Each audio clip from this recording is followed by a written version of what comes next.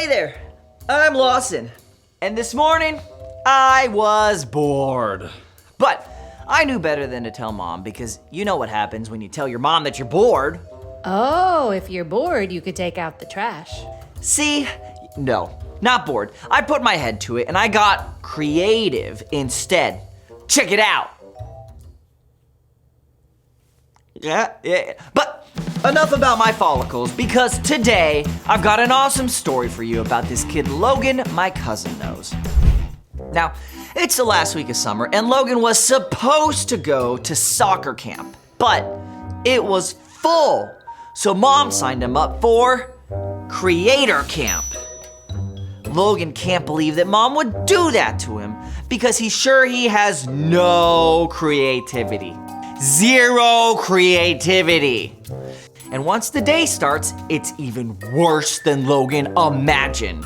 Because right away, their leader, Miss Crystal, says, "You're going to write and tell your own story." A whole story in front of everyone. Logan wishes he could just disappear. After lunch, they get time on their own to work on their stories. Logan's brain is a total blank.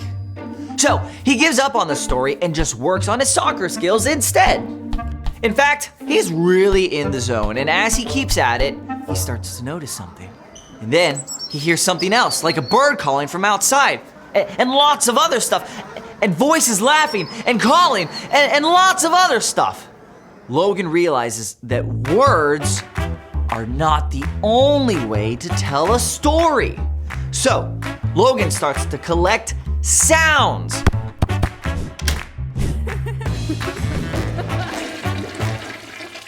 And at the end of the week, Miss Crystal calls Logan up to share his story. And even though he's nervous, shaking like a leaf, Logan stands up in front of everyone. Then he starts. His story has an epic soccer match, and a car chase, and a pack of mini cheetahs, and even a toilet flush. And when Logan says, "The end," everyone cheers. And when Miss Crystal tells Logan his story was the most creative ever, and Logan decides that next year he's going to invent Creator Sports Camp. So kids, never catch a soccer ball with your hands, but always do remember this, that creativity is using your imagination to do something new. Ooh, you think my awesomely creative hair will help me head the ball better? Ow, no, okay, all right, I should stick the chalk in the hair instead. Okay, well, somebody clean this up. Bye, see you guys next time. Ow.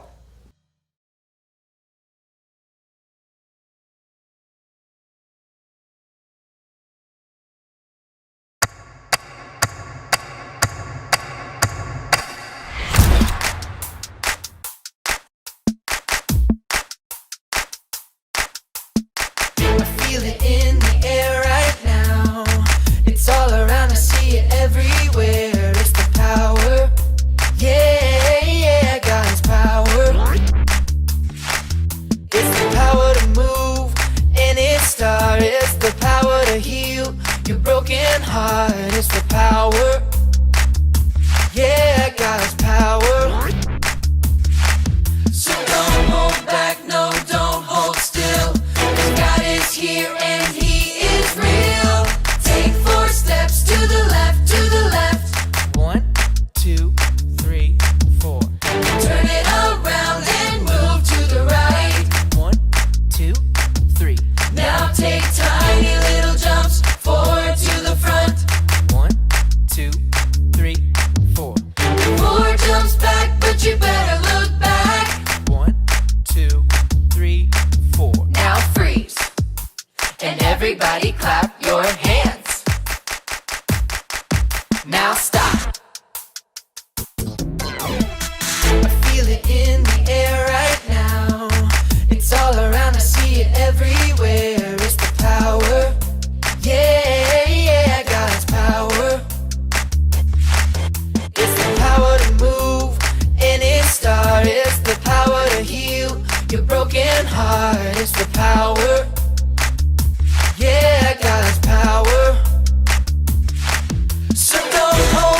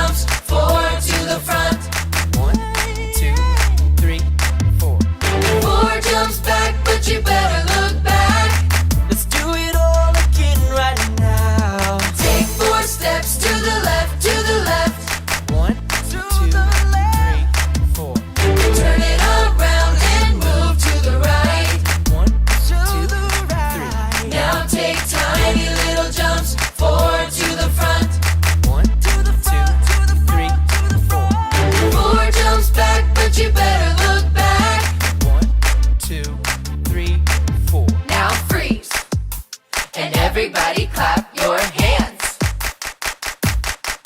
Now stop. Ooh, yellow is such a happy color. Hey, green, don't be jealous of how happy yellow is. You're just as awesome. Welcome to Story Lab. This week, we're talking about creativity, while we take a look at the story of a prisoner who used what God gave him to solve a huge problem. Hello, Red.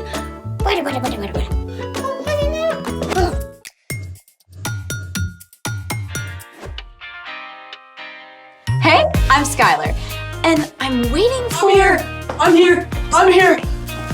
I'm Sebastian. Okay, great.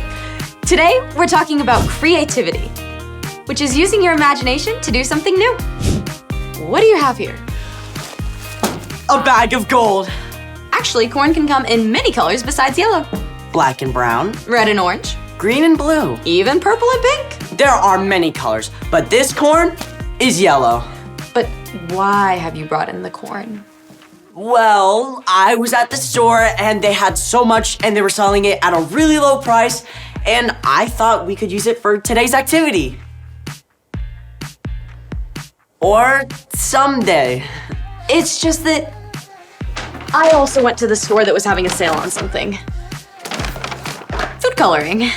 We use a lot of food coloring around here. Right? But they had all 7 colors of the rainbow, and I thought we could use those for our activity today. We have a problem. I guess we didn't plan very well. Maybe we could use our imaginations to find a solution. What's something we can make that uses both corn and food coloring?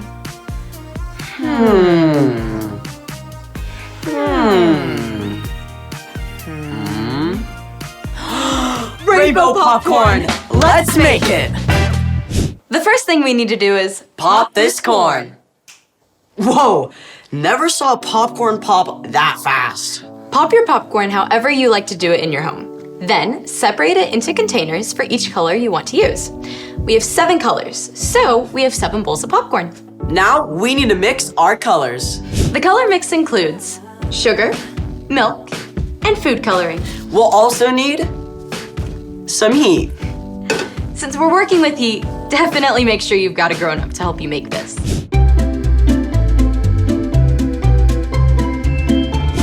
Let's mix our colors. First, we need 1/3 cup of sugar. I love sugar.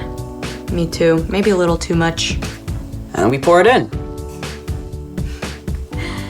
Next, you need 2 tablespoons of milk. 1, and 2. Finally, we'll need the food coloring. Let's start with purple. Yes, purple. Alrighty. Mix while you add the color. Add as much as you need to make sure you get the color you want. 3 to 4 drops. That purple looks amazing. You want to mix until you can't quite see the sugar granules anymore. It might take 2 or 3 minutes. When it's ready, we add the popcorn to the color, 2 to 3 cups at a time. And we stir quickly to spread the color around. All right, ready? 3, 2, 1, go. Let's go.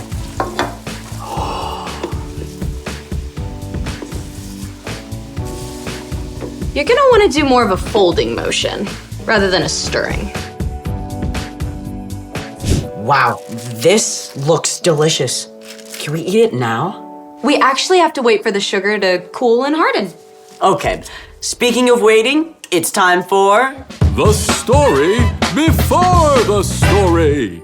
Today, we're in book 1 of the Old Testament, Genesis. God created this amazing world, but people turned away and broke their relationship with God. But God had a creative plan. God promised to restore people to relationship through Abraham and Sarah's family. One of Abraham's great-great-grandsons was Joseph. God had given Joseph a gift for understanding dreams, but this gift got him into trouble with his brothers. Long story short, they sold him to be enslaved in Egypt. Even worse, Joseph was lied about and thrown into Pharaoh's prison. But God had also given Joseph the gift of wisdom and the ability to lead others. So, even though he was in prison, Joseph was placed in charge of all the other prisoners. Which is where our story starts. Take it away! Hey everyone, I'm Erica. Hey, Erica. Joseph must have felt like he had a world of problems on his back. But he was about to face a challenge bigger than being in prison. In fact, this challenge was bigger than the whole country of Egypt. But God had been preparing Joseph for many years. One day, Joseph saw that two of the other prisoners were upset. What's wrong? Are you okay? We both had dreams last night that have left us confused. Yeah, we can't figure them out. Because of his gift from God, Joseph was able to understand what the dreams meant, and everything Joseph told the two men came true. One of the men, the Pharaoh's drink taster, was released from prison just 3 days later. Before he left, he promised to tell Pharaoh about Joseph. But the drink taster forgot. Years went by. Yes, years. Joseph continued to serve faithfully in the prison. One day, Pharaoh himself had 2 dreams that he could not figure out. Can no one tell me what these dreams mean? Pharaoh had asked all the magicians and wise men of Egypt to help him, but none of them could offer an explanation. Oh, great Pharaoh, I've just remembered. 2 years ago, you were angry and put me in prison. While I was there, I had a dream, and a young Israelite man told me what it meant. Everything he said came true. Guards, bring me this Israelite at once.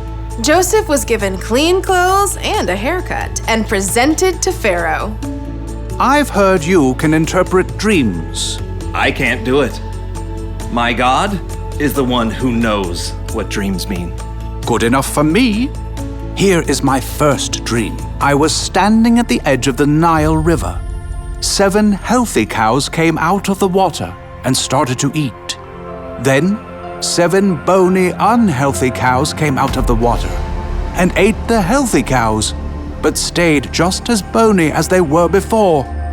Pharaoh also explained the second dream, in which the same thing happened with heads of grain. Now, young man, what do you say? God had given Joseph a gift, and Joseph had practiced for many years. He was ready.